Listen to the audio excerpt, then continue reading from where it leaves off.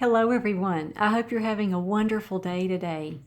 Here's what's still in bloom in my collection for right now.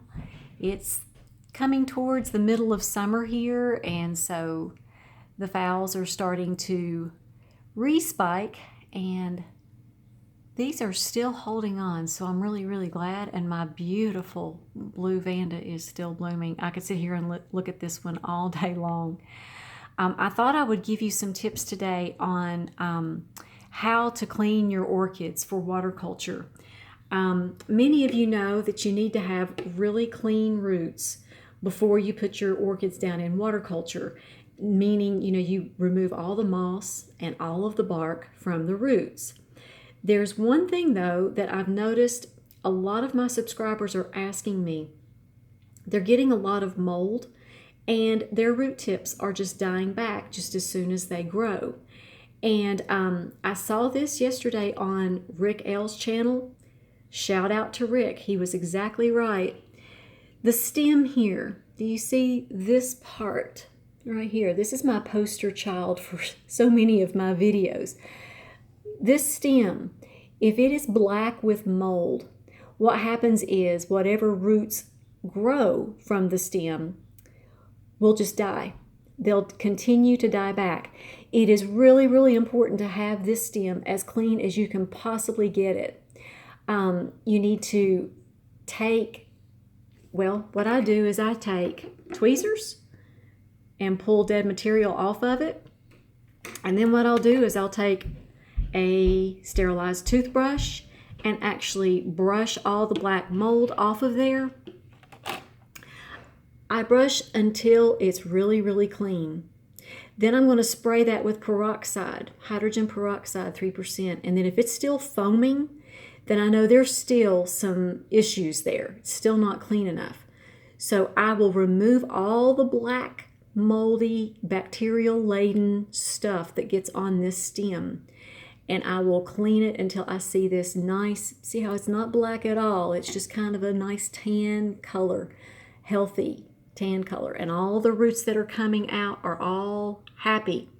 But if you let that stem turn black, you are going to be in for some big problems. You're going to have a lot of rot in your water, and you're going to look in your water and you're going to say, well, I don't have any rotten roots.